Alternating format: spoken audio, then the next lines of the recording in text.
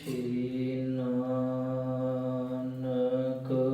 ਪਦ ਪੰਕਜ ਬੰਦਨ ਪਦ ਪੰਕਜ ਬੰਦਨ ਸਿਮਰੋ ਅੰਗਦ ਦੋਖ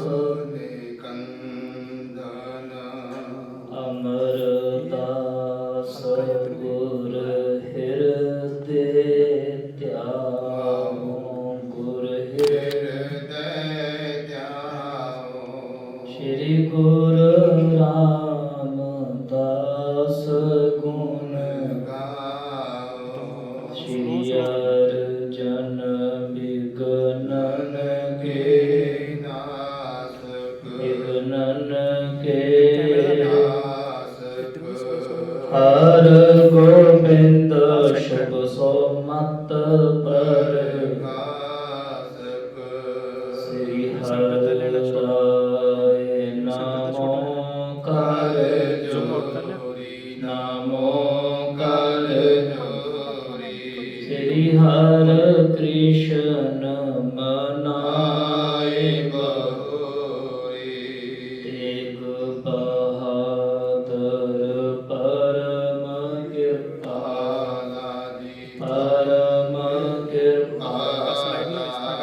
ਸ੍ਰੀ ਗੁਰੂ ਗੋਬਿੰਦ ਸਿੰਘ ਬਿਸਾਤਾ ਤਰੁ ਤਰਾ ਪਰ ਪੁਨ ਪੁਨ ਸੀਸਾ ਜੀ ਪੁਨ ਪੁਨ ਸੀਸਾ ਬੰਦੋਂ ਬਾਰ ਬਾਰ ਏਕੰਕਾਰ ਸਤਿਗੁਰੂ ਤੇ ਪ੍ਰਸਾਦ ਸਚ ਹੋਏ। ਵਾਹਿਗੁਰੂ ਜੀ ਕੀ ਫਤਿਹ ਹੈ। ਵਿਘਨ ਵਿਨਾਸ਼ਨ ਸੋਏ। ਵਾਹਿਗੁਰੂ ਜੀ ਕੀ ਫਤਿਹ ਹੈ। ਵਿਘਨ ਵਿਨਾਸ਼ਨ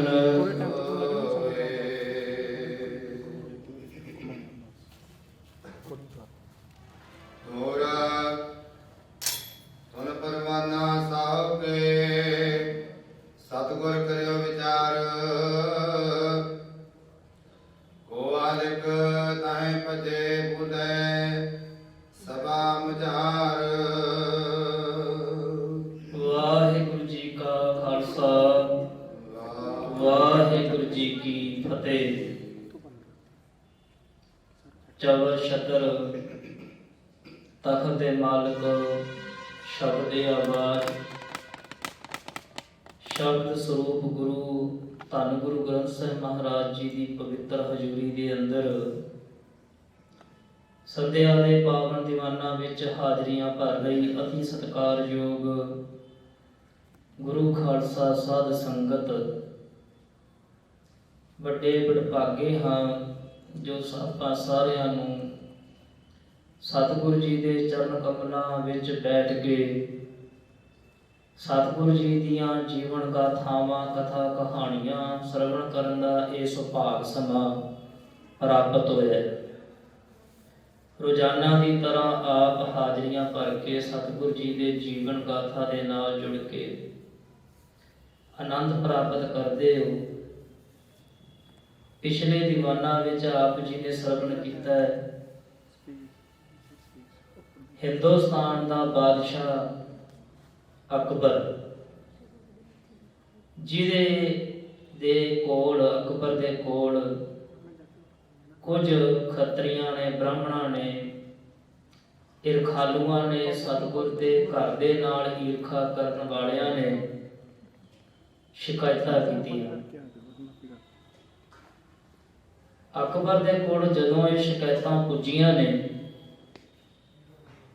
ਲਾਹੌਰ ਦੇ ਵਿੱਚ ਉਸ ਸਮੇਂ ਇਹ ਕੀਤੀਆਂ ਸ਼ਿਕਾਇਤਾਂ ਦੀ ਨਿਵਰਤੀ ਵਾਸਤੇ ਧੰਨ ਗੁਰੂ ਅਮਰਦਾਸ ਮਹਾਰਾਜ ਜੀ ਨੇ ਬਾਬਾ ਜੇਠਾ ਜੀ, ਧੰਨ ਗੁਰੂ ਰਾਮਦਾਸ ਮਹਾਰਾਜ ਹਜੇ ਗੁਰੂ ਨਹੀਂ ਬਣੇ, ਭਾਈ ਰਾਮਦਾਸ ਜੀ ਨੂੰ ਲਾਹੌਰ ਕੱਲ ਦਿੱਤਾ ਕਿ ਜਾਓ, ਜੋ ਵੀ ਉਹਨਾਂ ਦੇ ਉੱਤਰ ਨੇ ਉਹਨਾਂ ਦਾ ਪ੍ਰਸ਼ਨ ਦੇ ਕੇ ਉਹਨਾਂ ਨੂੰ ਨਿਰੁੱਤਰ ਕਰੋ, ਉਹਨਾਂ ਦੀ ਨਿਵਰਤੀ ਕਰੋ। ਗੁਰੂ ਨਾਨਕ ਦੇ ਘਰ ਦੇ ਨਾਲ ਉਹਨਾਂ ਦੀ ਈਰਖਾ ਕਾਹਦੀ ਹੈ, ਕੀ ਕਾਰਨ ਹੈ, ਉਹ ਈਰਖਾ ਕਿਉਂ ਕਰ ਰਹੇ ਨੇ? ਜਿਹੜੀਆਂ ਸ਼ਿਕਾਇਤਾਂ ਕੀਤੀਆਂ ਜਾ ਰਹੀਆਂ ਨੇ ਉਹਨਾਂ ਸ਼ਿਕਾਇਤਾਂ ਨੂੰ ਥੰਮਣ ਵਾਸਤੇ ਧੰਨ ਗੁਰੂ ਅਮਰਦਾਸ ਮਹਾਰਾਜ ਜੀ ਨੇ ਗੁਰੂ ਰਾਮਦਾਸ ਮਹਾਰਾਜ ਜੀ ਨੂੰ ਘੱਲਿਆ ਸੀ ਲਾਹੌਰ। ਸਭਾ ਜੁੜੀ ਹੋਈ ਹੈ, ਸੰਗਤ ਬੈਠੀ ਹੈ। ਸਤਿਗੁਰ ਮਹਾਰਾਜ ਜੀ ਨੇ ਵਿਚਾਰ ਕਰ ਰਹੇ ਨੇ, ਸਤਿਗੁਰ ਪਾਤਸ਼ਾਹ ਕੋਈ ਐਸਾ ਲਾਇਕ ਸਿੱਖ ਹੋਵੇ ਜਿਹਨੂੰ ਲਾਹੌਰ ਬਾਦਸ਼ਾਹ ਦੇ ਕੋਲ ਭੇਜਿਆ ਜਾਵੇ ਤੇ ਉਹ ਕੀਤੇ ਹੋਏ ਪ੍ਰਸ਼ਨਾਂ ਦਾ ਉੱਤਰ ਦੇ ਕੇ ਉਹਨਾਂ ਦੀ ਸੰਤੁਸ਼ਟੀ ਕਰਾ ਦੇਵੇ। ਇਹ ਵਿਚਾਰ ਕਰਦਿਆਂ ਸਤਿਗੁਰ ਜੀ ਦਾ ਧਿਆਨ ਧੰਨ ਗੁਰੂ ਰਾਮਦਾਸ ਮਹਾਰਾਜ ਜੀ ਦੇ ਵੱਲ ਹੋਇਆ। ਆਸ਼ੀਰਵਾਦ ਦਿੱਤਾ। ਰਸਨਾ ਤੋਂ ਮਹਾਰਾਜ ਜੀ ਨੇ ਇਹ ਬਚਨ ਕੀਤੇ ਕਿ ਜਦ ਤੁਹਾਨੂੰ ਅਕਬਰ ਕੋਈ ਪ੍ਰਸ਼ਨ ਕਰੇਗਾ, ਆਪਣੇ ਸੱਜੇ ਹੱਥ ਵੱਲ ਵੇਖਣਾ, ਬਾਂਹ ਵੱਲ ਵੇਖਣਾ ਤੇ ਉਸ ਸਮੇਂ ਕੋਈ ਵੀ ਪ੍ਰਸ਼ਨ ਹੋਵੇ ਉਹਦਾ ਉੱਤਰ ਤੁਸੀਂ ਸਹਿਜੇ ਦੇ ਦੇਵੋ। ਇਹ ਆਸ਼ੀਰਵਾਦ ਦਿੱਤੀ ਮੇਰੇ ਪਾਤਸ਼ਾਹ ਨੇ। ਭੱਲੇ ਅਮਰਦਾਸ ਗੁਣ ਤੇਰੇ, ਤੇਰੀ ਉਪਮਾ ਤੋਹੇ ਬਨ ਆਵੇ। ਹੁਣ ਆਓ ਉਹ ਪਾਵਨ ਇਤਿਹਾਸ ਸਤਿਗੁਰ ਮਹਾਰਾਜ ਜੀ ਦਾ ਅੱਜ ਦੇ ਸੰਧਿਆ ਦੇ ਇਸ ਪਾਵਨ ਦੀਵਾਨਾਂ ਦੇ ਵਿਚਾਰ ਹੈ। ਸੁਰਤੀਆਂ ਬਿਰਤੀਆਂ ਲੈ ਚੱਲੀਏ ਸਤਿਗੁਰ ਜੀ ਦੇ ਚਰਨਾਂ ਵਿੱਚ, ਇਕਾਗਰਤਾ ਬਣਾਈਏ ਔਰ ਆਪਣੀ ਆਤਮਾ ਦੇ ਭਲੇ ਦੇ ਲਈ ਸਰਬੱਤ ਸੰਗਤਾਂ ਹਾਜ਼ਰੀਆਂ ਲਵਾਈਏ। ਆਖੋ ਸਤਨਾਮ ਸ਼੍ਰੀ ਵਾਹਿਗੁਰੂ ਸਾਹਿਬ ਜੀਓ। ਫਿਰ ਆਖੀਏ ਸਤਨਾਮ ਸ਼੍ਰੀ ਵਾਹਿਗੁਰੂ ਸਾਹਿਬ ਜੀਓ। ਦੋਹਰਾ ਸੁਨ ਪਰਵਾਨਾ ਸਾਹਿਬ ਕੋ, ਸਤਿਗੁਰ ਕਰਿਓ ਵਿਚਾਰ। ਅਕਬਰ ਦਾ ਇੱਕ ਪਰਵਾਨਾ ਕਹਿੰਦੇ ਨੇ ਇੱਕ ਚਿੱਠੀ, ਇੱਕ ਪੱਤਰ ਗੋਬਿੰਦਵਾਲ ਦੀ ਧਰਤੀ ਤੇ ਧੰਨ ਗੁਰੂ ਅਮਰਦਾਸ ਮਹਾਰਾਜ ਜੀ ਦੇ ਕੋਲ ਆਇਆ। ਇੱਕ ਪਰਵਾਨਾ, ਇੱਕ ਚਿੱਠੀ ਅਕਬਰ ਬਾਦਸ਼ਾਹ ਨੇ ਸਤਿਗੁਰ ਜੀ ਨੂੰ ਲਿਖੀ। ਉਹ ਜਦ ਚਿੱਠੀ ਨੂੰ ਸਤਿਗੁਰ ਜੀ ਨੇ ਵੇਖਿਆ, ਕੋ ਲਾਇਕ ਤੈ ਭੇਜਵੇ ਬੋਲੇ ਸਭਾ ਮੁਝਾਰ। ਜਿਹਦੇ ਵਿੱਚ ਸ਼ਿਕਾਇਤਾਂ ਦੇ ਬਾਰੇ ਲਿਖਿਆ ਹੋਇਆ ਸੀ।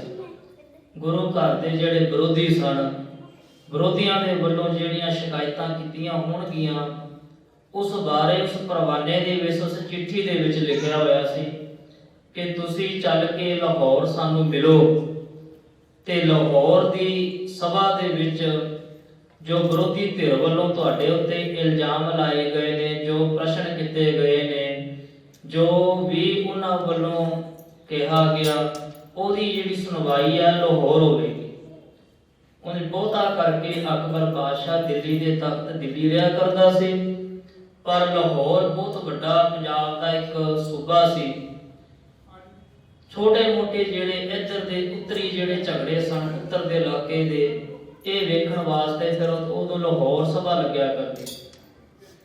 ਲਾਹੌਰ ਸ਼ਹਿਰ ਦੇ ਵਿੱਚ ਬੁਲਾਉਣ ਵਾਸਤੇ ਸਤਿਗੁਰੂ ਜੀ ਨੂੰ ਇਹ ਪਰਵਾਨਾ ਚਿੱਠੀ ਪੱਤਰ ਆਇਆ ਤੇ ਸਤਿਗੁਰੂ ਜੀ ਨੇ ਵਿਚਾਰ ਕੀਤੀ ਸੰਗਤ ਦੇ ਵਿੱਚ ਕਿ ਸਾਡੇ ਵੱਲੋਂ ਕੋਈ ਐਸਾ ਸਿੱਖ ਜਾਵੇ ਜਿਹੜਾ ਉਹਨਾਂ ਦੇ ਪ੍ਰਸ਼ਨਾਂ ਦਾ ਉੱਤਰ ਦੇ ਦੇਵੇ। ਇਹ ਸਭਾ ਦੇ ਵਿੱਚ ਸਤਿਗੁਰੂ ਜੀ ਵਿਚਾਰ ਕਰਨ ਲੱਗੇ। ਹਾਜ਼ਰ ਚਰਨ ਅਰਥ ਤਰਮਾਨਾ, ਜਿਹੜਾ ਨਾ ਜਰੇ ਵਾਲੇ ਨੂੰ ਜਰ ਲਵੇ ਤੇ ਜਿਹੜਾ ਚਤੁਰ ਹੋਵੇ, ਸੂਝਵਾਨ ਹੋਵੇ। ਕਹਿਨ ਸੁਣਨ ਗਤ ਜਾਣੇ ਨਾਨਾ, ਜਿਹੜਾ ਸੁਣਨ ਤੇ ਕਹਿਣ ਦੇ ਵਿੱਚ ਪ੍ਰਵੀਣ ਹੋਵੇ, ਕਿਸੇ ਦਾ ਕਿਹਾ ਸੁਣ ਲਵੇ, ਜਰ ਲਵੇ ਤੇ ਉਹਦਾ ਉੱਤਰ ਵੀ ਸਹਿਜ ਤਰੀਕੇ ਦੇ ਨਾਲ ਦੇ ਦੇਵੇ। ਐਸਾ ਕੋਈ ਚਤੁਰ ਮਹਾਨ ਗੁਰੂ ਦਾ ਸਿੱਖ ਹੋਵੇ। ਇਹ ਸਭਾ ਦੇ ਵਿੱਚ ਵਿਚਾਰ ਹੋਣ ਲੱਗੀ। ਜਥਾ ਜੋਗ ਪ੍ਰਸ਼ਨ ਉੱਤਰ ਕਰੇ। ਜਿਹੜਾ ਕੋਈ ਆਪਣੀ ਮਤ ਮੁਤਾਬਕ ਪ੍ਰਸ਼ਨ ਕਰੇ ਉਹਦਾ ਉੱਤਰ ਦੇ ਦੇਵੇ, ਐਸਾ ਕੋਈ ਸੂਝਵਾਨ ਗੁਰੂ ਦਾ ਸਿੱਖ ਹੋਵੇ। ਪੂਰੇ ਬਨੇ ਪੁਕਾਰ ਜੇ ਧਰੈ। ਜਿਹੜਾ ਕੋਈ ਕਿਸੇ ਪ੍ਰਕਾਰ ਦਾ ਵੀ ਪ੍ਰਸ਼ਨ ਕਰੇ ਤੇ ਉਹਦਾ ਉੱਤਰ ਦੇਣ ਦੇ ਵਿੱਚ ਪ੍ਰਵੀਣ ਹੋਵੇ। ਸਬਦ ਕੋ ਲਾਇਕ ਮਨ ਜਾਨਾ। ਉਸ ਸਮੇਂ ਧੰਨ ਗੁਰੂ ਰਾਮਦਾਸ ਮਹਾਰਾਜ ਜੀ ਦੇ ਵੱਲ ਸਾਹਿਬ ਜੀ ਦੇ ਨੇਤਰ ਗਏ। ਜਦੋਂ ਦ੍ਰਿਸ਼ਟੀ ਗਈ, ਵੇਖਿਆ ਕਿ ਐਸੇ ਤਾਂ ਇੱਕੋ ਇੱਕ ਗੁਰੂ ਕੇ ਸਿੱਖ ਇਹ ਹੀ ਨੇ, ਗੁਰੂ ਨਾਨਕ ਦੇ ਘਰ ਦੇ ਵਿੱਚ ਭਾਈ ਜੇਠਾ। ਵੈਸੇ ਸਤਿਗੁਰੂ ਜੀ ਦਾ ਜਿਹੜਾ ਨਾਮ ਹੈ ਉਹ ਰਾਮਦਾਸ ਹੀ ਹੈ। ਇਹ ਵੀ ਇੱਕ ਵਿਚਾਰਯੋਗ ਗੱਲ ਹੈ। ਕਈ ਵਾਰ ਆਪਣੇ ਵਿੱਚ ਇਹ ਪ੍ਰਚਲਿਤ ਹੋ ਚੁੱਕਿਆ, ਸਿੱਖਾਂ ਦੇ ਵਿੱਚ ਪ੍ਰਚਲਿਤ ਹੋ ਚੁੱਕੀ ਹੈ ਗੱਲ ਕਿ ਪਹਿਲਾ ਨਾਮ ਜੇਠਾ ਸੀ। ਨਹੀਂ, ਉਂਝ ਉਹ ਆਪਣੇ ਭਾਈਚਾਰੇ ਵਿੱਚੋਂ ਜਿੱਥੇ ਰਹਿੰਦੇ ਨੇ, ਲਾਹੌਰ ਚੂਨਾ ਮੰਡੀ, ਜਿੱਥੇ ਉਹਨਾਂ ਦਾ ਪਿਛੋਕੜ ਪਿਤਾ ਪਰਿਵਾਰ ਪੁਰਖੀ ਘਰ ਹੈ ਨਾ ਮਹਾਰਾਜ ਜੀ ਦਾ, ਉਹਨਾਂ ਦਾ ਜਿਹੜਾ ਚਾਚਾ ਤਾਇਆ ਪਰਿਵਾਰ ਹੈ ਨਾ, ਜਿਹੜਾ ਉਹਨਾਂ ਵਿੱਚੋਂ ਉਹਨਾਂ ਦੇ ਪਿਤਾ ਵੀ ਵੱਡੇ ਸਨ ਤੇ ਵੱਡੇ ਦੀ ਔਲਾਦ ਵੱਡੇ ਹੋਣ ਕਰਕੇ ਜਿਵੇਂ ਕਹਿ ਦਿੰਦੇ ਕਿ ਜੇਠਾ ਪੁੱਤਰ ਹੈ। ਤੇ ਉਹ ਜੇਠਾ ਪੁੱਤਰ ਕਰਕੇ ਕਈ ਇਤਿਹਾਸਕਾਰਾਂ ਨੇ ਜੇਠੇ ਸ਼ਬਦ ਨੂੰ ਜੇਠਾ ਨਾਮ ਹੀ ਬਣਾ ਦਿੱਤਾ। ਨਾਮ ਉਹਨਾਂ ਦਾ ਰਾਮਦਾਸ ਹੀ ਰੱਖਿਆ ਮਾਤਾ ਪਿਤਾ ਜੀ ਵੱਲੋਂ, ਪਰ ਜੇਠਾ ਸ਼ਬਦ ਵੈਸੇ ਪ੍ਰਚਲਿਤ ਹੋ ਗਿਆ। ਇਹ ਨਹੀਂ ਹੋਇਆ ਕਿ ਗੁਰਤਾ ਗੱਦੀ ਮਿਲੀ ਤੇ ਉਹਨਾਂ ਦਾ ਨਾਮ ਜੇਠੇ ਤੋਂ ਰਾਮਦਾਸ ਹੋਇਆ। ਇਹ ਇੱਕ ਥੋੜੀ ਵਿਚਾਰ ਜੋ ਗੱਲ ਹੈ। ਜਦੋਂ ਭਾਈ ਰਾਮਦਾਸ ਹਜੇ ਗੁਰੂ ਨਹੀਂ ਬਣੇ, ਉਹਨਾਂ ਵੱਲ ਵੇਖਿਆ, ਸਾਹਿਬ ਜੀ ਦੀ ਨਿਗਾਹ ਪਈ ਤੇ ਵੇਖਿਆ ਕਿ ਇਹ ਜਰ ਨੂੰ ਅਜਰ ਨੂੰ ਜਰਨ ਵਾਲੇ ਨੇ, ਧੀਰਜਵਾਨ ਨੇ, ਬੁੱਧੀਵਾਨ ਨੇ, ਉੱਤਰ ਦਾ ਤੁਰੰਤ ਪ੍ਰਸ਼ਨ ਦਾ ਉੱਤਰ ਦੇਣ ਵਾਲੇ ਨੇ, ਹਾਜ਼ਰ ਜ਼ਾਹਰ ਜਵਾਬੀ ਨੇ। ਇਹਨਾਂ ਵਿੱਚ ਸਾਰੇ ਗੁਣ ਹਨ। ਇਹ ਅਕਬਰ ਦੀ ਤਸੱਲੀ ਕਰਵਾ ਸਕਦੇ ਹਨ। ਰਾਮਦਾਸ ਗੁਣ ਮਨੋ ਖਜ਼ਾਨਾ। ਮਾਨੋ ਇਹ ਕਹਿੰਦੇ ਗੁਣਾਂ ਦਾ ਖਜ਼ਾਨਾ ਨੇ। ਇਹ ਸਪਨ ਗੁਣ ਸਪਨ ਐਸੇ ਹੋਣਹਾਰ ਹਨ। ਨਿਗਟਾ ਕਾਰਿਓ ਦੀਨ ਬਿਠਾਏ। ਮਹਾਰਾਜ ਪਾਤਸ਼ਾਹ ਧੰਨ ਗੁਰੂ ਅਮਰਦਾਸ ਜੀ ਨੇ ਭਾਈ ਰਾਮਦਾਸ, ਧੰਨ ਗੁਰੂ ਰਾਮਦਾਸ ਮਹਾਰਾਜ ਜੀ ਨੂੰ ਆਪਣੇ ਕੋਲ ਬੁਲਾਇਆ ਤੇ ਆਪਣੇ ਨਜ਼ਦੀਕ ਪਲੰਗ ਦੇ ਕੋਲ ਬਿਠਾ ਲਿਆ। ਹਿਤ ਕੋ ਨੀਕੇ ਤੇ ਸਮਝਾਏ। ਬੜੇ ਪ੍ਰੇਮ ਦੇ ਨਾਲ ਸਮਝਾਉਣ ਲੱਗੇ। ਸਤਿਗੁਰੂ ਧੰਨ ਗੁਰੂ ਅਮਰਦਾਸ ਮਹਾਰਾਜ ਜੀ ਜਿਹੜੀਆਂ ਵਿਰੋਧੀਆਂ ਦੇ ਵੱਲੋਂ ਕੀਤੀਆਂ ਸ਼ਿਕਾਇਤਾਂ ਦੇ ਉੱਤਰ ਦੇਣ ਜਿਨ੍ਹਾਂ ਨੇ ਜਾਣਾ ਹੈ, ਭਾਈ ਰਾਮਦਾਸ ਧੰਨ ਗੁਰੂ ਰਾਮਦਾਸ ਮਹਾਰਾਜ ਚੌਥੇ ਪਾਤਸ਼ਾਹ ਸੋਢੀ ਸੁਲਤਾਨ, ਉਹਨਾਂ ਨੂੰ ਆਪਣੇ ਕੋਲ ਬੁਲਾ ਕੇ ਬੜੇ ਪ੍ਰੇਮ ਦੇ ਨਾਲ ਸਮਝਾਉਣ ਲੱਗੇ। ਏ ਸੁਧ ਦਿੱਤ ਖਤਰੀ ਕੁਲਵਾਨ। हे ਪੁੱਤਰ ਜੀ, ਧਿਆਨ ਦੇ ਕੇ ਸਾਡੇ ਬਚਨ ਸੁਣੋ। ਗਏ ਪੁਕਾਰੂ ਜਾਤ ਕੋ ਨਾਮ। ਜਿਨ੍ਹਾਂ ਖੱਤਰੀਆਂ ਬ੍ਰਾਹਮਣਾਂ ਨੇ, ਜਾਤ ਅਭਿਮਾਨੀਆਂ ਨੇ ਗੁਰੂ ਨਾਨਕ ਦੀ ਗੱਦੀ ਦੇ ਉੱਤੇ ਦੋਸ਼ ਧਰੇ ਨੇ, ਹਮਕੋ ਦੇਖ ਸਕੈ ਨ ਸੋਏ। ਉਹ ਸਾਡੇ ਤੇ ਬਹੁਤੀ ਈਰਖਾ ਕਰਦੇ ਨੇ। ਜੇ ਅਸੀਂ ਖੁਦ ਜਾਵਾਂਗੇ ਤੇ ਸਾਡੇ ਤੇ ਬਹੁਤੀ ਜ਼ਿਆਦਾ ਈਰਖਾ ਉਹ ਕਰਨ ਵਾਲੇ ਹੋਰ ਸੜ ਬਣ ਜਾਣਗੇ। हे ਪੁੱਤਰ ਜੀ, ਸਾਨੂੰ ਦੇਖ ਕੇ ਉਹ ਜਰਨਗੇ ਨਹੀਂ। ਇਸ ਕਰਕੇ ਅਸੀਂ ਚਾਹੁੰਦੇ ਹਾਂ ਕਿ ਤੁਸੀਂ ਸਾਡੀ ਜਗ੍ਹਾ ਤੇ ਅਕਬਰ ਬਾਦਸ਼ਾਹ ਨੂੰ ਮਿਲਣ ਵਾਸਤੇ ਲਾਹੌਰ ਵੱਲ ਜਾਓ। ਅਗਿਆਨੀ ਮਤ ਮੂਰਖ ਹੋਏ। ਕਿਉਂਕਿ ਉਹ ਅਗਿਆਨੀ ਨੇ, ਮਤਹੀਣੇ ਨੇ, ਮੂਰਖ ਨੇ। ਮੂਰਖ ਪਤਾ ਕਿਸ ਨੂੰ ਆਖਦੇ ਨੇ ਸੰਗਤ ਜੀ? ਜਿਹੜਾ ਦੂਜੇ ਦੀ ਸੁਣੇ ਨਾ ਆਪਣੀ ਰੱਖੀ ਜਾਵੇ, ਉਹਨੂੰ ਆਖਦੇ ਨੇ ਮੂੰਹ ਰੱਖ। ਆਪਣੇ ਮੂੰਹ ਦੀ ਰੱਖੇ ਤੇ ਦੂਜੇ ਦੀ ਸੁਣੇ ਨਾ, ਉਹਨੂੰ ਮੂਰਖ ਆਖਦੇ ਨੇ। ਇਸੇ ਕਰਕੇ ਐਡੇ ਵੱਡੇ ਵਿਦਵਾਨ ਰਾਵਣ ਨੂੰ ਮਹਾਰਾਜ ਜੀ ਨੇ ਮੂਰਖ ਸ਼ਬਦ ਦੇ ਨਾਲ ਸੰਬੋਧਨ ਕੀਤਾ ਹੈ। ਮੂਰਖ ਰਾਵਣ ਕਿਆ ਲੈ ਗਿਆ, ਕੁਝ ਲੈ ਕੇ ਗਿਆ ਨਾ, ਕਦੇ ਉਹ ਵੀ ਮੂਰਖ ਹੋ ਗਿਆ, ਕਿਸੇ ਦੀ ਸੁਣ ਨਹੀਂ ਰਿਹਾ ਸੀ। ਅਖੀਰਲੇ ਸਮੇਂ ਉਹ ਅਗਿਆਨੀ ਨੇ, ਮਤਹੀਣੇ ਨੇ ਤੇ ਮੂਰਖ ਨੇ, ਉਹ ਬੇਸਮਝ ਲੋਕ ਨੇ ਜਿਨ੍ਹਾਂ ਦੇ ਕੋਲ ਤੁਸਾਂ ਜਾਣਾ ਹੈ। ਬਹੁ ਪੁਰ ਕੇ ਮਿਲ ਗਏ ਬਿਰਾਦੇ। ਬਹੁਤ ਜ਼ਿਆਦਾ ਬ੍ਰਾਹਮਣ ਖੱਤਰੀ ਮੰਤਰੀ ਜਿਹੜੇ ਗੁਰੂ ਘਰ ਨਾਲ ਈਰਖਾ ਕਰਨ ਵਾਲੇ ਸਨ, ਉਹ ਮਿਲ ਕੇ ਅਕਬਰ ਦੇ ਕੋਲ ਸ਼ਿਕਾਇਤ ਕਰਨ ਵਾਸਤੇ ਫਰਾਦੀ ਹੋ ਕੇ ਗਏ ਤੇ ਜਾ ਕੇ ਅਕਬਰ ਨੂੰ ਦੁਹਾਈ ਉਹਨਾਂ ਨੇ ਕੀਤੀ ਕਿ ਅਕਬਰ ਸਾਡੀ ਸੁਣ, ਉਹ ਦੇਖ ਨਾਨਕ ਦੇ ਘਰ ਵਿੱਚ ਕੀ ਹੋ ਰਿਹਾ ਹੈ। ਉਹ ਖੱਤਰੀ ਨੇ, ਖੱਤਰੀਆਂ ਦਾ ਧਰਮ ਛੱਡ ਕੇ ਉਹ ਕੁਝ ਹੋਰ ਹੀ ਕਰ ਰਹੇ ਨੇ। ਝੂਠੀਆਂ ਉਮਤਾਈਆਂ ਉਹਨਾਂ ਲੋਕਾਂ ਨੇ ਜਾ ਕੇ ਅਕਬਰ ਨੂੰ ਸੁਣਾਈਆਂ। ਮਤ ਸਰਕਾਰ ਮਿਥਿਆ ਅਪਵਾਦੇ, ਝੂਠ ਭੂੜ ਗੱਲਾਂ ਸੁਣਾ ਕੇ ਆਪਣੇ ਕੋਲੋਂ ਤੇ ਫਜ਼ੂਲ ਦਾ ਜਿਹੜਾ ਉਹਨਾਂ ਨੇ ਵਿਵਾਦ ਝਗੜਾ ਖੜਾ ਕੀਤਾ ਹੋਇਆ ਹੈ। ਬੀਚ ਕਚਹਿਰੀ ਕੇ ਸੰਵਾਦ, ਇਹ ਰਾਮਦਾਸ ਪੁੱਤਰ ਜੀ, ਇਹ ਜਿਹੜੀ ਵਿਚਾਰ ਗੋਸ਼ਟੀ ਹੋਣੀ ਹੈ ਉਹ ਲਾਹੌਰ ਦੇ ਵਿੱਚ ਸਭਾ ਦੇ ਵਿੱਚ ਹੋਣੀ। ਉੱਥੇ ਵੱਡੇ ਵੱਡੇ ਸੂਝਵਾਨ ਜਿਨ੍ਹਾਂ ਸ਼ਿਕਾਇਤਾਂ ਕੀਤੀਆਂ ਉਹ ਦੂਜੀ ਧਿਰ, ਤੇ ਜਿਨ੍ਹਾਂ ਨੇ ਇਹ ਫੈਸਲਾ ਕਰਨਾ ਹੈ ਉਹ ਧਿਰ, ਤੇ ਖੁਦ ਸ਼ਹਿਨਸ਼ਾਹ ਹਿੰਦੁਸਤਾਨ ਦਾ ਬਾਦਸ਼ਾਹ ਅਕਬਰ ਉੱਥੇ ਹਾਜ਼ਰ ਹੋਵੇਗਾ। ਤੇ ਅਸੀਂ ਚਾਹੁੰਦੇ ਹਾਂ ਕਿ ਸਾਡੇ ਵੱਲੋਂ ਤੁਸੀਂ ਜਾ ਕੇ ਅਕਬਰ ਦੇ ਨਾਲ ਗੱਲਬਾਤ ਕਰੋ, ਉਹਨਾਂ ਦੇ ਪ੍ਰਸ਼ਨਾਂ ਦਾ ਉੱਤਰ ਦੇਵੋ। ਕਹਿ ਕੇ ਦਿੱਤਾ ਤਰ ਅਹਿਲਾਦ, ਇਸ ਪ੍ਰਕਾਰ ਮਹਾਰਾਜ ਜੀ ਨੇ ਇਹ ਵਚਨ ਗੁਰੂ ਰਾਮਦਾਸ ਮਹਾਰਾਜ ਜੀ ਨੂੰ ਆਖੇ ਤੇ ਬੜੇ ਪ੍ਰਸੰਨ ਹੋਏ। ਜੇ ਬੂਝੈ ਤੇ ਦਿਓ ਜਵਾਬ, ਜਾਓ, ਜਿਵੇਂ ਵੀ ਉਹ ਪ੍ਰਸ਼ਨ ਕਰਨਗੇ ਉਸ ਪ੍ਰਕਾਰ ਤੁਸੀਂ ਉੱਤਰ ਦੇ ਕੇ ਉਹਨਾਂ ਦੀ ਤਸੱਲੀ ਕਰਵਾਣੀ ਹੈ। ਕਰੋ ਨਾ ਦੇਰੀ ਜਾਵਤ ਸਤਾਬ, ਛੇਤੀ ਕਰੋ, ਹੁਣ ਦੇਰੀ ਨਹੀਂ ਕਰਨੀ। ਸਾਡਾ ਹੁਕਮ ਹੈ ਕਿ ਤੁਸੀਂ ਤੁਰੰਤ ਤਿਆਰੀ ਕਰੋ ਤੇ ਲਾਹੌਰ ਜਾਵੋ, ਅਕਬਰ ਦੇ ਪਾਸ ਜਾ ਕੇ ਸਵਾਲ ਜਵਾਬ ਕਰੋ।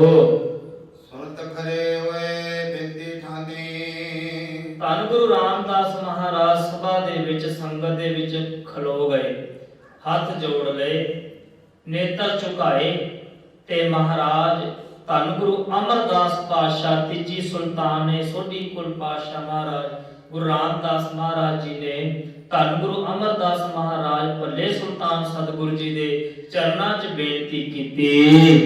ਏ ਸਤਿਗੁਰ ਸਮਤ ਗੁਣ ਖਾਨੀ, ਇਹ ਸਤਿਗੁਰ ਜੀ ਹੈ ਸ੍ਰੇਸ਼ਟ ਬੁੱਧੀ ਦੇ ਮਾਲਕ ਮੇਰੇ ਪਾਤਸ਼ਾਹ ਜੀਓ, ਤੁਮਰੇ ਪ੍ਰੇਮ ਬਿਨਾ ਕਛ ਆਏ ਨਾ ਮਾਹੇ। ਪਾਤਸ਼ਾਹ ਜੀ ਤੁਹਾਡੇ ਪ੍ਰੇਮ ਦੇ ਵਿੱਚ ਰਹਿੰਦੇ ਆ, ਸੇਵਾ ਕਰਦੇ ਆ, ਤੇ ਤੁਸੀਂ ਸਾਨੂੰ ਕਹਿ ਰਹੇ ਹੋ ਕਿ ਅਸੀਂ ਜਾਈਏ ਲਾਹੌਰ ਤੇ ਤੁਹਾਡੇ ਵੱਲੋਂ ਪ੍ਰਸ਼ਨ ਉੱਤਰ ਕਰੀਏ।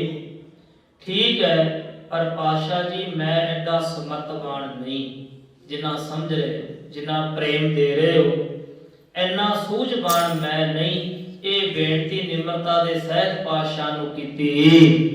ਮੈਂ ਨਾ ਜਾਣਤਾ ਕਹਾਂ ਬਖਾਨ, ਪਾਤਸ਼ਾਹ ਮੈਂ ਕਿਹੜਾ ਕਿਸੇ ਪ੍ਰਕਾਰ ਦੀ ਕੋਈ ਗੱਲ ਕਰਨੀ ਜਾਣਦਾ, ਜਾਂ ਪਹਿਲਾਂ ਕਦੇ ਕਿਸੇ ਸਭਾ ਦੇ ਵਿੱਚ ਮੈਂ ਕਿਸੇ ਪ੍ਰਕਾਰ ਕਿਸੇ ਵੀ ਵਿਸ਼ੇ ਦੇ ਉੱਤੇ ਕੋਈ ਗੱਲਬਾਤ ਕੀਤੀ ਹੋਵੇ। ਮੈਂ ਤੇ ਕੁਝ ਵੀ ਨਹੀਂ ਜਾਣਦਾ, ਨਾ ਮੇਰੀ ਇੰਨੀ ਸਮਤ ਹੈ ਕਿ ਮੈਂ ਕਿਸੇ ਨੂੰ ਕੁਝ ਕਹਿ ਦਵਾਂ ਜਾਂ ਸਮਝਾ ਦਵਾਂ। ਪਰ ਹਾਂ, ਜੇ ਤੁਸੀਂ ਕਿਰਪਾ ਕਰੋ ਤਾਂ ਤੁਹਾਡੀ ਦਇਆ ਦ੍ਰਿਸ਼ਟੀ ਨਾਲ ਇਹ ਸਭ ਕੁਝ ਹੋ ਸਕਦਾ ਹੈ। ਗਾਇਤਰੀ ਸਤਰ ਸਿਮਰਤ ਸਾਰ, ਗਾਇਤਰੀ ਮੰਤਰ ਸਿਮਰਤੀਆਂ 6 ਸ਼ਾਸਤਰ ਜਿਹੜੇ ਨੇ, ਇਹ ਜਿਹੜੇ 4 ਵੇਦ ਆਦਿਕ ਜਿਹੜੀਆਂ ਧਾਰਮਿਕ ਪੁਸਤਕਾਂ ਹਨ, ਪਠੇ ਨਾ ਕਮੂ ਕਰੇ ਵਿਚਾਰ। ਮੈਂ ਤਾਂ ਨਾ ਕਦੇ ਇਹਨਾਂ ਨੂੰ ਪੜ੍ਹਿਆ ਵਿਚਾਰਿਆ, ਇਹਨਾਂ ਬਾਰੇ ਮੈਨੂੰ ਕੋਈ ਸਮਝ ਨਹੀਂ। ਕੋਈ ਗਾਇਤਰੀ ਮੰਤਰ ਕੀ ਹੈ, 6 ਸ਼ਾਸਤਰ ਕੀ ਨੇ, ਵੇਦ ਆਦਿਕ ਕੀ ਕਹਿ ਰਹੇ ਨੇ, ਪਾਤਸ਼ਾਹ ਮੈਂ ਕਦੇ ਇਹਨਾਂ ਦੀ ਵਿਚਾਰ ਨਹੀਂ ਕੀਤੀ, ਨਾ ਕਦੇ ਪੜ੍ਹਿਆ ਤੇ ਨਾ ਕਦੇ ਮੈਂ ਇਹਨਾਂ ਬਾਰੇ ਸੁਣਿਆ ਤੇ ਨਾ ਕਦੇ ਸਮਝਿਆ। ਮੈਨੂੰ ਇਹ ਸ਼ਾਸਤਰਾਂ ਵੇਦਾਂ ਆਦਿ ਬਾਰੇ ਕਿਸੇ ਪ੍ਰਕਾਰ ਦੀ ਕੋਈ ਵੀ ਸੂਝ ਨਹੀਂ। ਆਗਿਆ ਤੁਮਰੀ ਤੇ ਅਨੁਸਾਰ, ਪਰ ਜਿਵੇਂ ਤੁਸੀਂ ਆਗਿਆ ਕਰੋਗੇ, ਬੋਲੋ ਸੰਗ ਹੋਏ ਹਜ਼ਾਰ। ਤੁਹਾਡੀ ਕਿਰਪਾ ਜੇ ਵਰਤ ਜਾਵੇਗੀ ਤੇ ਪਾਤਸ਼ਾਹ ਉਤੇ 100 ਕੀ ਹਜ਼ਾਰਾਂ ਕੀ ਭਾਵੇਂ ਜਿੰਨੇ ਵੀ ਹੋਣ, ਉਹਨਾਂ ਦੇ ਸਨਮੁਖ ਮੈਂ ਬੋਲ ਲਵਾਂਗਾ। ਪਰ ਤੁਹਾਡੀ ਕਿਰਪਾ ਹੋਵੇ। ਤੁਹਾਡੀ ਕਿਰਪਾ ਤੋਂ ਬਿਨਾ ਮੈਨੂੰ ਕਿਸੇ ਵੀ ਚੀਜ਼ ਦੀ ਸੂਝ ਬੂਝ ਨਹੀਂ। ਜੇ ਤੁਹਾਡੀ ਕਿਰਪਾ ਵਰਤ ਗਈ ਤੇ ਭਾਵੇਂ ਉਧਰੋਂ ਦੂਜੀ ਧਿਰ ਵੱਲੋਂ ਹਜ਼ਾਰਾਂ ਹੀ ਕਿਉਂ ਨਾ ਪ੍ਰਸ਼ਨ ਕਰਨ ਵਾਲੇ ਹੋਣ, ਉਹਨਾਂ ਦੇ ਉੱਤਰ ਮੈਂ ਆਪ ਦੀ ਕਿਰਪਾ ਸਦਕਾ ਦੇ ਦੇਵਾਂਗਾ।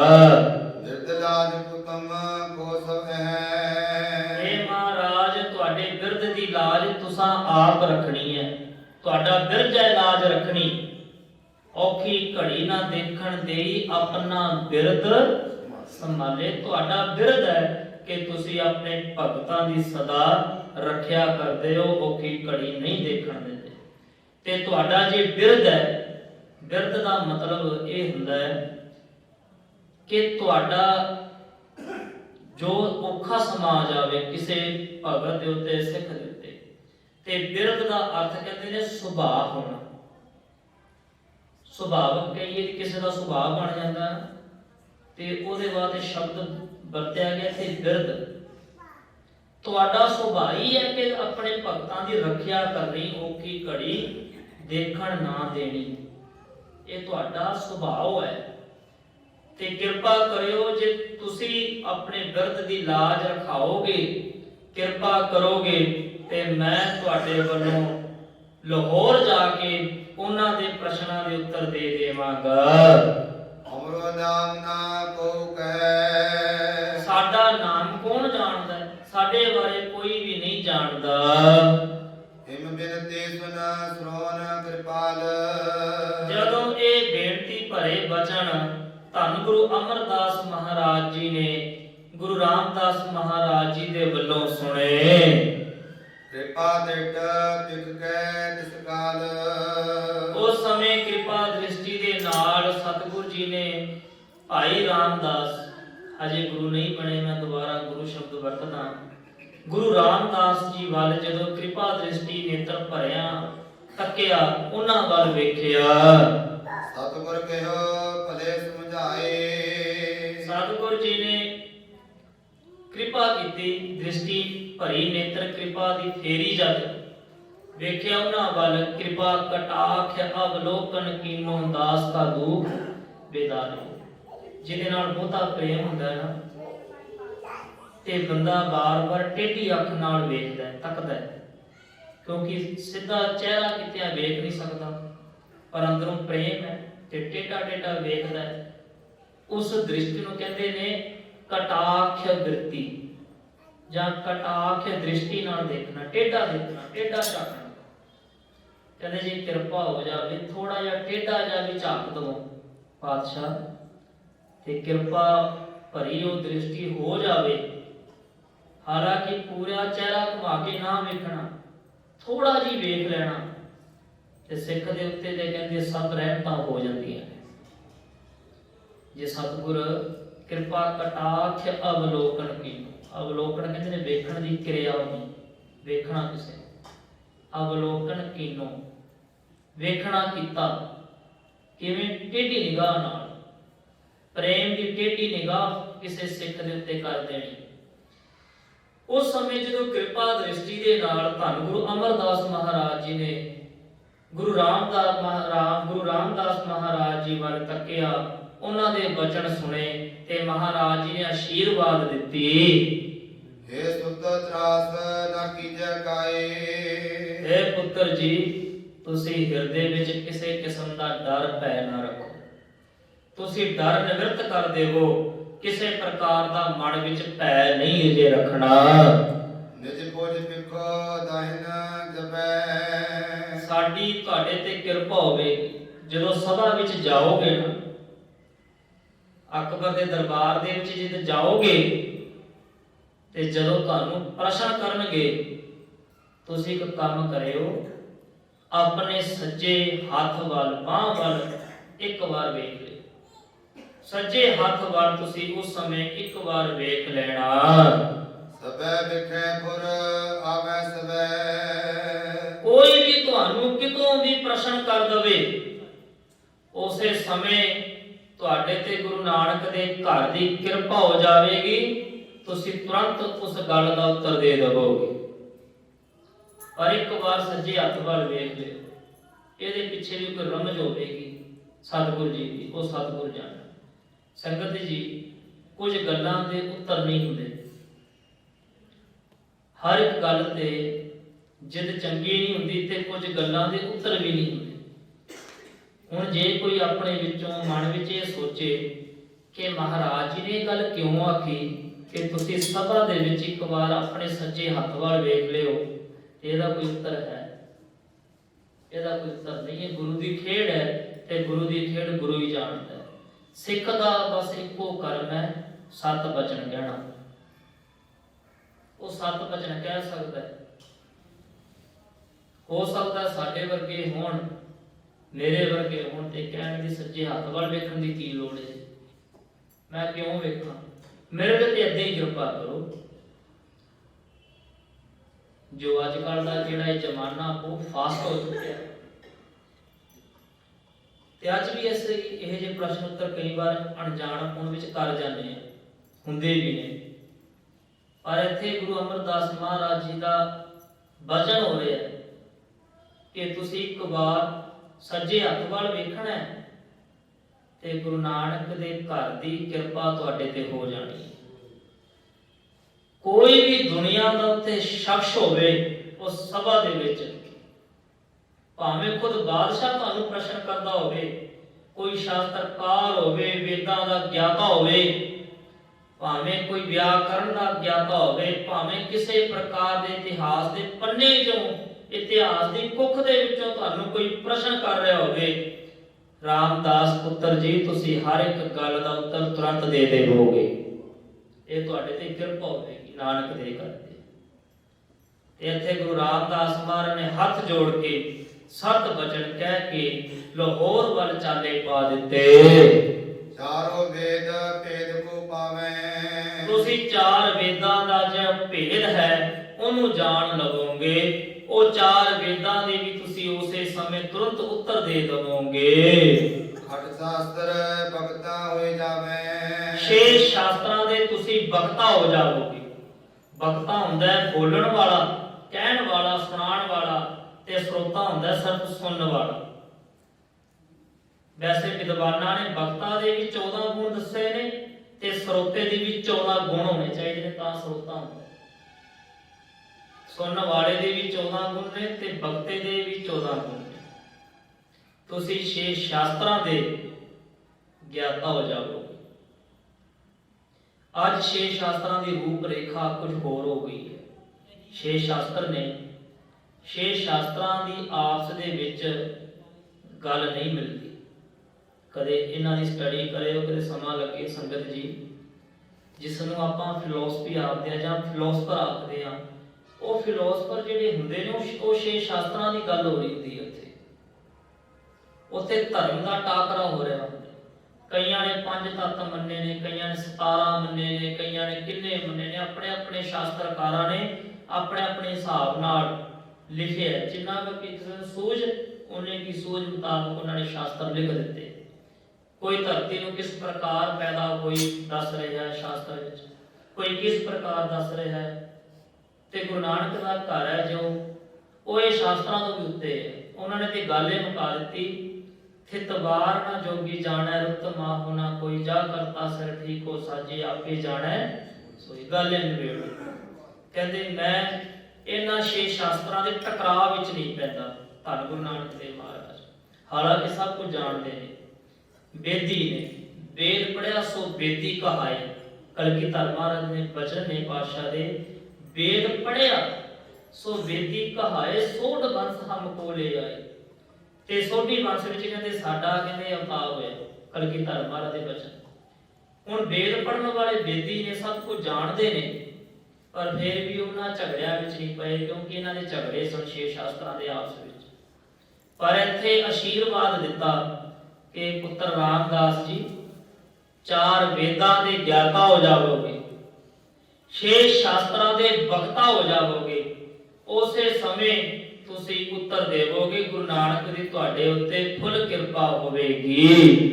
ਆਪਰ ਜੇ ਉਕਤ ਜੁਗਤ ਸਭ ਹੋਏ, ਜਿੰਨੀਆਂ ਵੀ ਉਕਤੀਆਂ ਜੁਗਤੀਆਂ ਨੇ ਉਹ ਸਭ ਤੁਹਾਡੇ ਵਿੱਚ ਆ ਕੇ ਨਿਵਾਸ ਕਰ ਲੈਣਗੀਆਂ ਉਸ ਸਮੇਂ। ਸਾਰ ਪੁਰਾਨਨ ਕੋ ਲਖ ਸੋਏ, ਜਿਹੜੇ 18 ਪੁਰਾਣ ਨੇ ਸਿਧਾਂਤ ਹੈ ਉਹ ਵੀ ਤੁਹਾਡੇ ਅੰਦਰ ਵਸ ਜਾਵੇਗਾ। ਨਿਰਭੈ ਸਭ ਮੈਂ ਕਹੀਐ ਬਾਣੀ। ਨਿਰਭੈ ਹੋ ਕੇ ਤੁਸੀਂ ਜੋ ਕਹੋਗੇ ਉਹ ਤੁਹਾਡੀ ਰਸਨਾ ਤੋਂ ਸੱਤ ਹੁੰਦਾ ਜਾਵੇਗਾ। ਜੋ ਵੀ ਕਹੋਗੇ ਉਹ ਸੱਤ ਹੀ ਹੋਵੇਗਾ। ਜੋ ਪ੍ਰਸ਼ਨ ਹੋਵੇਗਾ ਉਹਦਾ ਉੱਤਰ ਤੁਸੀਂ ਸੱਚ ਰੂਪ ਵਿੱਚ ਹੀ ਦੇਵੋਗੇ। ਇਹ ਕਿਰਪਾ ਤੁਹਾਡੇ ਤੇ ਵਾਪਰੇਗੀ। ਇਹ ਸੁਧ ਪ੍ਰਾਪਤ ਵਿਜੇ ਬਾਣੀ। ਜਾਓ ਪੁੱਤਰ ਜੀ, ਤੁਹਾਨੂੰ ਮਹਾਨ ਜਿੱਤ ਪ੍ਰਾਪਤ ਹੋਵੇਗੀ। ਅਕਬਰ ਦੇ ਸਭਾ ਦੇ ਵਿੱਚ, ਲਾਹੌਰ ਦੇ ਵਿੱਚ ਤੁਹਾਨੂੰ ਜਿੱਤ ਪ੍ਰਾਪਤ ਹੋਵੇਗੀ। ਇਹ ਗੁਰੂ ਨਾਨਕ ਦੇ ਘਰ ਦਾ ਆਸ਼ੀਰਵਾਦ ਹੈ ਤੁਹਾਨੂੰ। ਸ਼ਾਸਤਰਾਂ ਕੀ ਕਰਤਾ ਜੋਏ। ਜਿੰਨੇ ਵੀ ਉੱਥੇ ਸ਼ਾਸਤਰਾਂ ਦੇ ਕਰਤਾ ਹੋਣਗੇ, ਜਾਣਕਾਰ ਹੋਣਗੇ, ਤੁਝ ਸੰਗ ਕਹੈ ਸਮਰਥ ਨਾ ਸੋਏ। ਉਹ ਤੁਹਾਡੇ ਨਾਲ ਵਿਚਾਰ ਕਰਨ ਦੇ ਸਮਰੱਥ ਨਹੀਂ ਰਹਿਣਗੇ। ਤੁਹਾਡੇ ਨਾਲ ਵਿਚਾਰ ਕਰਨ ਯੋਗ ਨਹੀਂ ਰਹਿਣਗੇ। ਉਹਨਾਂ ਦੀ ਵਿਦਿਆ ਤੁਹਾਡੇ ਸਾਹਮਣੇ ਤੁੱਛ ਹੋ ਜਾਵੇਗੀ। ਇਹੋ ਨਰ ਪਿਤਰਨ ਕੀ ਕਿਆ ਗਿਣਤੀ। ਕਹਿੰਦੇ ਇਹਨਾਂ ਮਨੁੱਖਾਂ ਦੀ ਤਾਂ ਕੀ ਗਿਣਤੀ ਹੈ। ਧੰਨ ਗੁਰੂ ਅਮਰਦਾਸ ਮਹਾਰਾਜ ਗੁਰੂ ਰਾਮਦਾਸ ਜੀ ਨੂੰ ਕਹਿ ਰਹੇ ਨੇ ਕਿ ਕਹਿੰਦੇ ਇਹ ਲੋਕਾਂ ਦੀ ਤਾਂ ਗਿਣਤੀ ਕੀ ਹੈ। ਇਹ ਲੋਕਾਂ ਦੀ ਤਾਂ ਕੀ ਗੱਲ ਆਖੀਏ। ਸਰਬ ਸੁਰਤਨ ਠਾਨੈ ਬਿਨਤੀ। ਦੁਆਰਾ ਪੜੋ। ਸਰਬ ਸੁਰਤਰ ਸੁਰਾਸੁਰ ਠਾਨੈ। ਕਹਿੰਦੇ ਇਹਨਾਂ ਮਨੁੱਖਾਂ ਦੀ ਤਾਂ ਕੀ ਗੱਲ ਹੈ। ਸੁਰਾਸੁਰ, ਸੁਰ ਅਤੇ ਅਸੁਰ। ਸੁਰ ਕਹਿੰਦੇ ਨੇ ਦੇਵਤਿਆਂ ਨੂੰ, ਅਸੁਰ ਕਹਿੰਦੇ ਨੇ ਦੈਂਤਾਂ ਨੂੰ। ਸੁਰਾਸੁਰ ਸ਼ਬਦ ਹੈ ਸੁਰਾਸੁਰ। ਤੇ ਜਦੋਂ ਦਾ ਸੰਧੀ ਵਿਛੇਦ ਕਰਾਂਗੇ, ਸੰਧੀ ਵਿਛੇਦ ਵਿਆਕਰਨ ਦਾ ਇੱਕ ਨਿਯਮ ਹੈ। ਸੰਧੀ ਕਹਿੰਦੇ ਨੇ ਮਿਲਾਣ ਨੂੰ ਤੇ ਵਿਛੇਦ ਕਹਿੰਦੇ ਨੇ ਤੋੜਨ ਨੂੰ। ਸੰਧੀ ਵਿਛੇਦ ਕਰਨਾ, ਤੋੜਨਾ ਸ਼ਬਦ ਸੁਰਾਸੁਰ। ਸੁਰ ਜਮਾ ਅਸੁਰ ਸ਼ਬਦ ਬਣ ਗਿਆ। ਸੁਰ ਜਮਾ ਅਸੁਰ। ਅਸੁਰ ਕਹੀਏ ਦੈਤ ਤੇ ਸੁਰ ਕਹੀਏ ਦੇਵਤੇ। ਕਹਿੰਦੇ ਇਹਨਾਂ ਮਨੁੱਖਾਂ ਦੀ ਗੱਲ ਕੀ ਕਹੀਏ। हे ਪੁੱਤਰ ਰਾਮਦਾਸ, ਜਦੋਂ ਤੁਸੀਂ ਲਾਹੌਰ ਅਕਬਰ ਦੇ ਦਰਬਾਰ ਪਹੁੰਚੋਗੇ, ਉੱਥੇ ਜਿਹੜੇ ਵੱਡੇ ਵੱਡੇ ਦੇਵੀ ਦੇਵਤੇ ਨੇ ਜਾਂ ਦੈਤ ਨੇ, ਅਸੁਰ ਨੇ, ਉਹ ਵੀ ਤੁਹਾਡੀ ਆਗਿਆ ਅਨੁਸਾਰ ਹੋ ਜਾਣਗੇ। ਇਮ ਸੁਨ ਬਾਗ ਨਿਰਤਨ ਨਿਰਤਰਿਓ ਭਰੋਸਾ।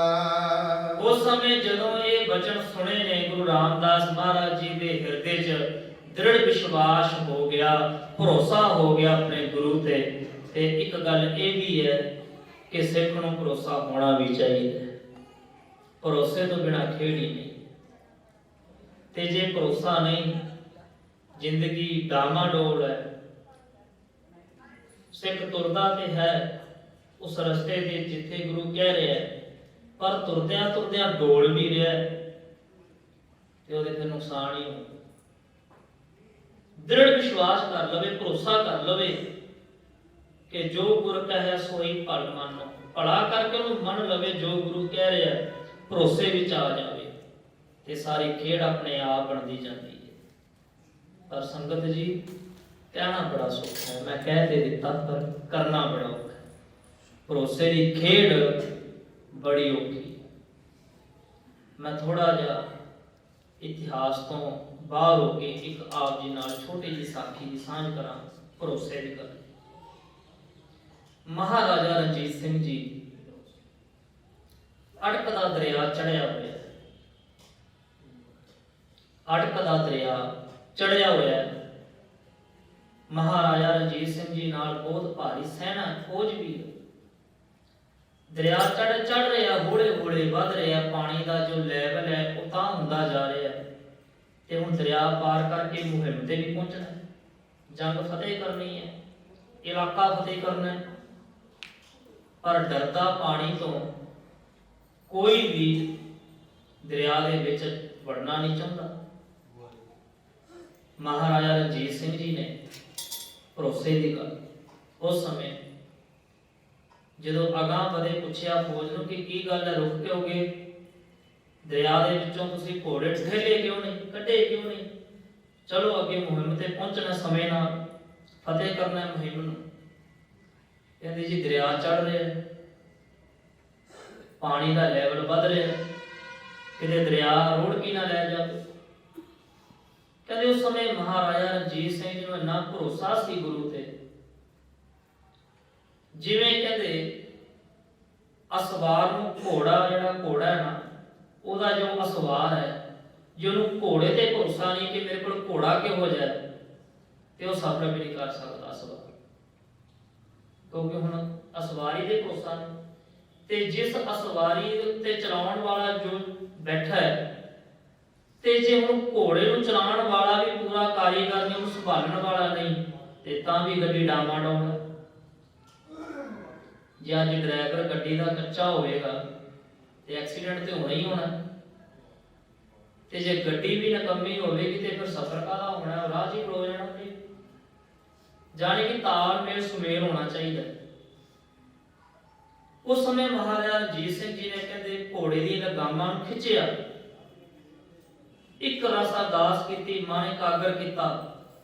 ਘੋੜਾ ਆਪਣੇ ਅਸਵਾਰ ਦੇ ਅਧੀਨ ਹੈ, ਮਹਾਰਾਜਾ ਰਣਜੀਤ ਸਿੰਘ ਆਪਣੇ ਗੁਰੂ ਦੇ ਅਧੀਨ ਹੈ, ਉਹਦਾ ਮਨ ਗੁਰੂ ਦੇ ਚਰਨਾਂ 'ਚ ਹੈ ਕਿ ਮੈਂ ਅੜਕ ਦਾ ਦਰਿਆ ਪਾਰ ਕਰਨਾ ਹੈ, ਮੁਹਿੰਮ ਤੇ ਪਹੁੰਚਣਾ ਹੈ। ਅਰਦਾਸ ਕੀਤੀ, ਇੱਕ ਰਸ ਮਨ ਇਕਾਗਰ ਕਰਕੇ, ਤੇ ਵਾਹਿਗੁਰੂ ਦਾ ਜਕਾਰਾ ਫਤਿਹ ਬੁਲਾ ਕੇ ਜਿਹੜਾ ਘੋੜਾ ਸੀ ਉਹ ਦਰਿਆ ਦੇ ਵਿੱਚ ਖੇਡ ਦਿੱਤਾ। ਵੇਖਦਿਆਂ ਵੇਖਦਿਆਂ ਕਹਿੰਦੇ ਪਤਾ ਨਹੀਂ ਕਦੋਂ ਮਹਾਰਾਜਾ ਰਣਜੀਤ ਸਿੰਘ ਜੀ ਅੜਕ ਦਾ ਦਰਿਆ ਪਾਰ ਕਰਕੇ ਖਲੋ ਗਏ, ਤੇ ਫੌਜਾਂ ਨੂੰ ਆਵਾਜ਼ ਮਾਰਦੇ ਨੇ, ਕਹਿੰਦੇ ਆ ਜਾਓ, ਤੁਸੀਂ ਵੀ ਆ ਜਾਓ। ਕਹਿੰਦੇ ਤੁਹਾਡੇ ਸਾਹਮਣੇ ਪ੍ਰੈਕਟੀਕਲ ਹੋ ਗਿਆ, ਗੁਰੂ ਤੇ ਭਰੋਸੇ ਦੀ ਗੱਲ। ਇਹੀ ਭਰੋਸੇ ਦੀ ਗੱਲ ਦ੍ਰੋਪਦੀ ਦੇ ਵੇਲੇ ਵੀ ਹੁੰਦੀ ਹੈ। ਕਹਿੰਦੇ ਦ੍ਰੋਪਦੀ ਦੀ ਜਦੋਂ ਚੀਰ ਹਰਨ ਹੋ ਰਿਹਾ ਸੀ, ਉਸ ਸਮੇਂ ਕੀ ਹੋਇਆ, ਉਹਨੇ ਆਪਣੀ ਸਾੜੀ ਦਾ ਲੜਨਾ ਆਪਣੇ ਦੰਦਾਂ ਵਿੱਚ ਪਕੜ ਲਿਆ। ਭਾਈ ਸਭਾ ਦੇ ਵਿੱਚ ਚੀਰ ਹਰਨ ਹੋ ਰਿਹਾ ਹੈ, ਨਾਲੇ ਤੇ ਪਰਮੇਸ਼ਰ ਨੂੰ ਯਾਦ ਕਰਦੀ ਹੈ, ਆਵਾਜ਼ਾਂ ਮਾਰਦੀ ਹੈ, ਪਰ ਪਰਮੇਸ਼ਰ ਹਾਜ਼ਰ ਨਹੀਂ ਹੋਇਆ। ਕਿਉਂ? ਕਿਉਂਕਿ ਹਜੇ ਭਰੋਸਾ ਪੂਰਾ ਨਹੀਂ ਸੀ। ਉਹਨੂੰ ਭਰੋਸਾ ਇਹ ਸੀ ਕਿ ਮੇਰੇ ਲੜ ਨੂੰ ਮੈਂ ਦੰਦਾਂ 'ਚ ਪਕੜਿਆ ਹੋਇਆ ਤੇ ਮੈਂ ਪਕੜ ਕੇ ਰੱਖਾਂਗੀ, ਤੇ ਹੋ ਸਕਦਾ ਹੈ ਕਿ ਚੀਰ ਹਰਨ ਨਾ ਹੋਵੇ, ਕਿਉਂਕਿ ਦੰਦਾਂ 'ਚ ਲੜ ਲਿਆ ਹੋਇਆ। ਨਾਲੇ ਪਰਮੇਸ਼ਰ ਨੂੰ ਪੁਕਾਰਦੀ ਹੈ। ਆਖਰਕਾਰ ਜਦੋਂ ਜ਼ੋਰ ਨਾਲ ਝੂਟਾ ਮਾਰਿਆ, ਦੰਦਾਂ 'ਚ ਉਹ ਲੜ ਨਿਕਲਿਆ, ਤੇ ਇੱਕ ਮਿੱਕ ਇਕਾਗਰ ਚਿੱਤ ਹੋ ਕੇ, ਭਰੋਸੇ ਵੱਲ ਹੋ ਕੇ ਜਦੋਂ ਗੁਰੂ ਨੂੰ ਯਾਦ ਕੀਤਾ, ਫਿਰ ਮਹਾਰਾਜ ਧੰਨ ਗੁਰੂ ਤੇਗ ਬਹਾਦਰ ਪਾਤਸ਼ਾਹ ਜੀ ਦੇ ਬਚਨ ਨੇ ਬਾਣੀ ਦੇ ਵਿੱਚ, ਪੰਚਾਲੀ ਕੋ ਰਾਜ ਸਭਾ ਮੈਂ ਰਾਮ ਨਾਮ ਸੁਧ ਆਈ। ਪੰਚਾਲ ਦੇਸ਼ ਯੂਪੀ ਦੇ ਇਲਾਕੇ ਨੂੰ ਪੰਚਾਲ ਦਾ ਦੇਸ਼ ਆਖਿਆ ਜਾਂਦਾ ਹੈ। ਪੰਚਾਲੀ ਜਾਂ ਪੰਜਾਂ ਦੀ ਘਰ ਵਾਲੀ, ਪੰਚਾਲੀ ਕੋ ਰਾਜ ਸਭਾ ਮੈਂ ਰਾਮ ਨਾਮ ਸੁਧ ਆਈ। ਯੁਗ ਕ੍ਰਿਸ਼ਨ ਭਗਵਾਨ ਦਾ ਹੈ, ਪਰ ਸੁਧ ਗੁਰੂ ਤੇਗ ਬਹਾਦਰ ਪਾਤਸ਼ਾਹ ਜੀ ਆਖ ਰਹੇ ਨੇ ਕਿ ਰਾਮ ਨਾਮ ਦੀ ਆਈ ਸੁਧ। ਇਹ ਭਗਵਾਨ ਕ੍ਰਿਸ਼ਨ ਜੀ ਦਾ ਸਮਾਂ। ਪ੍ਰਸ਼ਨ ਕੀਤਾ ਸੀ ਉਹਨੇ ਕ੍ਰਿਸ਼ਨ ਭਗਵਾਨ ਨੂੰ, ਤੁਸੀਂ ਪਹਿਲਾਂ ਕਿਉਂ ਨਹੀਂ ਆਏ? ਆਖਿਆ ਜਾਂਦਾ ਹੈ ਕਿ ਜਦੋਂ ਦ੍ਰੋਪਦੀ ਦੇ ਚੀਰ ਹਰਨ ਹੋਣ ਲੱਗੇ ਸਨ, ਤੇ ਇੱਕ ਸ਼ਕਤੀ ਫਿਰ ਕਹਿੰਦੇ ਕ੍ਰਿਸ਼ਨ ਭਗਵਾਨ ਜੀ ਨੇ ਮਾਰ ਦਿੱਤੀ। ਸੁਣਾਇਆ ਵੀ ਜਾਂਦਾ ਹੈ ਕਿ ਕੱਪੜੇ ਆਈ ਗਏ, ਉਹ ਖਿੱਚੀ ਗਿਆ, ਕੱਪੜੇ ਆਈ ਗਏ, ਏਦਾਂ ਕੁਝ ਨਹੀਂ ਸੀ ਹੋਇਆ ਤੇ ਨਾ ਕਦੇ ਹੋ ਸਕਦਾ। ਉਦੋਂ ਭਗਵਾਨ ਕ੍ਰਿਸ਼ਨ ਜੀ ਨੇ ਸਭਾ ਵਿੱਚ ਆ ਕੇ ਹਾ ਦਾ ਨਾਰਾ ਮਾਰਿਆ ਸੀ। ਇਹ ਵੀ ਇੱਕ ਤਰ੍ਹਾਂ ਦੀ ਕੱਪੜਿਆਂ ਦੀ ਫੈਕਟਰੀ ਹੋ ਸੀ, ਜੇ ਸਮਝੀ। ਹਾ ਦਾ ਨਾਰਾ ਮਾਰਿਆ, ਦੁਰਯੋਧਨ ਐਡਾ ਬੜੀ ਹੋ ਗਏ, ਤੂੰ ਕੀ ਕਰਮ ਕੀ ਕਰ ਰਿਹਾ? ਇੱਕ ਬੇਸਹਾਰਾ ਔਰਤ ਤੇ ਜ਼ੁਲਮ ਭਰੀ ਸਭਾ ਦੇ ਵਿੱਚ। ਕਹਿੰਦੇ ਜਦੋਂ ਪ੍ਰਸ਼ਨ ਕੀਤਾ ਨਾ ਦ੍ਰੋਪਦੀ ਨੇ ਕਿ ਭਗਵਾਨ ਜੀ ਤੁਹਾਨੂੰ ਮੈਂ ਕਦੋਂ ਦੀ ਯਾਦ ਕਰਦੀ ਸਾਂ, ਪਰ ਆਏ ਬਹੁਤ ਦੇਰ ਬਾਅਦ, ਜਦੋਂ ਐਨ ਅਖੀਰ ਹੋਣ ਲੱਗਿਆ ਸੀ। ਕਹਿੰਦੇ ਮੈਂ ਤੇ ਤੇਰੀ ਉਸ ਆਵਾਜ਼ ਨੂੰ ਉਡੀਕ ਰਿਹਾ ਸਾਂ। ਉਹ ਆਵਾਜ਼ ਤੇ ਤੂੰ ਮਾਰੀ ਵੀ ਨਹੀਂ, ਕਹਿੰਦੇ ਮੈਨੂੰ ਤਾਂ ਤੂੰ ਆਵਾਜ਼ ਹੀ ਨਹੀਂ ਦਿੱਤੀ। ਮੈਂ ਉਡੀਕ ਰਿਹਾ ਸਾਂ ਉਸ ਆਵਾਜ਼ ਨੂੰ, ਪਰ ਉਹ ਰਮਝ ਨਹੀਂ ਸਮਝੀ। ਕਹਿੰਦੀ ਮੈਂ ਤੇ ਦੁਹਾਈ ਉਦੋਂ ਦੀ ਪਾ ਰਹੀ ਸਾਂ ਜਦੋਂ ਦੀ ਮੇਰੇ ਕੇਸ ਪਕੜ ਕੇ ਮੈਨੂੰ ਖਿੱਚ ਕੇ ਸਭਾ ਵਿੱਚ ਲਿਆਂਦਾ ਗਿਆ। ਕਹਿੰਦੇ ਨਹੀਂ, ਯਾਦ ਕਰ ਤੂੰ ਕਿਸੇ ਹੋਰ ਦੇ ਭਰੋਸੇ ਸੀ, ਉਦੋਂ ਤੂੰ ਮੈਨੂੰ ਨਹੀਂ ਸੱਦਿਆ। ਜਦੋਂ ਉਹਨੂੰ ਸਮਝਣ ਆਈ ਤੇ ਫਿਰ ਭਗਵਾਨ ਜੀ ਨੇ ਆਖਿਆ ਕਿ ਤੂੰ ਜਿਹੜਾ ਸਾੜੀ ਦਾ ਲੜ ਆਪਣੇ ਦੰਦਾਂ 'ਚ ਕੁੱਟਿਆ ਹੋਇਆ ਸੀ ਨਾ, ਤੂੰ ਉਸ ਸਮੇਂ ਉਹਦੇ ਭਰੋਸੇ ਸੀ, ਮੈਨੂੰ ਨਹੀਂ ਸੀ ਯਾਦ ਕੀਤਾ। ਪਰ ਜਦ ਤੇਰੇ ਸਾਰੇ ਭਰੋਸੇ ਵਿਅਰਥ ਹੋ ਗਏ, ਮੈਨੂੰ ਯਾਦ ਕੀਤਾ, ਦੱਸ ਮੈਂ ਉਦੋਂ ਆਇਆ ਕਿ ਨਹੀਂ ਆਇਆ, ਤਾਂ ਤੂੰ ਮੇਰੇ ਤੇ ਦੁਸ਼ਣ ਨਾ ਹੋਈ। ਇਹ ਹੁੰਦੀ ਹੈ ਭਰੋਸੇ ਦੀ ਗੱਲ। ਤੇ ਇੱਥੇ ਧੰਨ ਗੁਰੂ ਰਾਮਦਾਸ ਮਹਾਰਾਜ, ਧੰਨ ਗੁਰੂ ਅਮਰਦਾਸ ਮਹਾਰਾਜ ਜੀ ਨੇ ਬਚਨ ਕੀਤੇ ਕਿ ਤੁਸੀਂ ਸੱਜੇ ਹੱਥ ਵੱਲ ਤੱਕਣਾ ਹੈ ਤੇ ਜਦੋਂ ਵੇਖੋਗੇ ਤੇ ਤੁਸੀਂ 4 ਵੇਦਾਂ ਦੇ ਬਖਤੇ, 6 ਸ਼ਾਸਤਰਾਂ ਦੇ ਗਿਆਤਾ, 27 ਸਿਮਰਤੀਆਂ, 18 ਪੁਰਾਣ, ਇਹ ਆਦਿਕ ਜਿਹੜੀਆਂ ਇਤਿਹਾਸ ਦੀਆਂ ਪੋਥੀਆਂ ਗ੍ਰੰਥ ਨੇ, ਵੱਡੇ ਬਖਤੇ ਹੋ ਜਾਵੋਗੇ, ਸੂਝਵਾਨ ਹੋ ਜਾਵੋਗੇ। ਜੋ ਵੀ ਤੁਹਾਨੂੰ ਪ੍ਰਸ਼ਨ ਕਰੇਗਾ ਉਹਦਾ ਉੱਤਰ ਤੁਸੀਂ ਸਹਿਜੇ ਦੇ ਦੇਵੋਗੇ। ਇਹ ਮਹਾਰਾਜ ਜੀ ਨੇ ਪਾਵਨ ਬਖਸ਼ਿਸ਼ ਭਰੇ ਬਚਨ ਕਹਿ ਕੇ ਧੰਨ ਗੁਰੂ ਰਾਮਦਾਸ ਮਹਾਰਾਜ ਜੀ ਨੂੰ ਲਾਹੌਰ ਅਕਬਰ ਦੇ ਪਾਸ ਘੱਲ ਦਿੱਤਾ, ਜਿੱਥੇ ਸਭਾ ਦੇ ਵਿੱਚ ਧੰਨ ਗੁਰੂ ਰਾਮਦਾਸ ਮਹਾਰਾਜ ਜੀ ਨੇ ਉੱਤਰ ਦਿੱਤੇ ਨੇ ਪ੍ਰਸ਼ਨਾਂ ਦੇ, ਉਹਨਾਂ ਨੂੰ ਨਿਰੁੱਤਰ ਕੀਤਾ। ਦੂਜੀ ਧਿਰ ਨੂੰ ਠੱਲ ਪਈ, ਅਕਬਰ ਦੇ ਫੈਸਲਾ ਦਿੱਤਾ। ਉਹ ਆਪਾਂ ਪਾਵਨ ਕਥਾ ਕੱਲ੍ਹ ਦੇ ਦੀਵਾਨਾਂ ਵਿੱਚ ਸਰਵਣ ਕਰਾਂਗੇ। ਅੱਜ ਦੀ ਜੋ ਪਾਵਨ ਇਤਿਹਾਸ ਦੀਆਂ ਵਿਚਾਰਾਂ ਸਮੇਂ ਦੇ ਲਿਹਾਜ਼ ਨਾਲ ਇੱਥੇ ਹੀ ਸੰਪੂਰਨਤਾ ਹੋਈਆਂ। ਬੇਅੰਤ ਭੁੱਲਾਂ ਦੀ ਆਪ ਗੁਰੂ ਕੀ ਸੰਗਤ ਧੰਨ ਸਾਹਿਬ ਗੁਰੂ ਗ੍ਰੰਥ ਸਾਹਿਬ ਮਹਾਰਾਜ ਬਖਸ਼ਣਹਾਰ ਹਨ। ਭੁੱਲਾਂ ਖਿਮਾ ਬਖਸ਼ ਲੈਣੀਆਂ। ਵਾਹਿਗੁਰੂ ਵਾਹਿਗੁਰੂ ਵਾਹਿਗੁਰੂ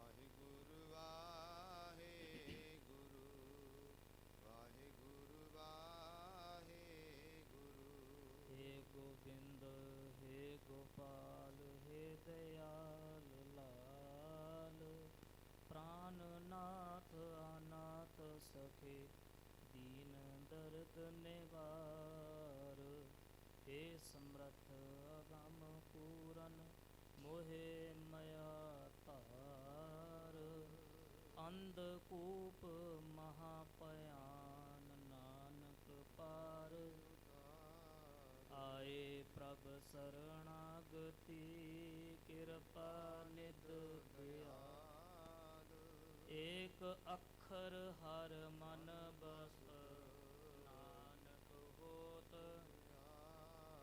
ਵਾਹਿਗੁਰੂ ਨਾਮ ਜਹਾਜ ਹੈ ਚੜੇ ਸੋ ਉਤਰੇ ਜੋ ਸ਼ਰਧਾ ਕਰ ਸੇਮ ਦੇ ਗੁਰ ਪਾਰ ਉਤਾਰਨਹਾਰ ਜੋ ਸ਼ਰਧਾ ਕਰ ਸੇਮ ਦੇ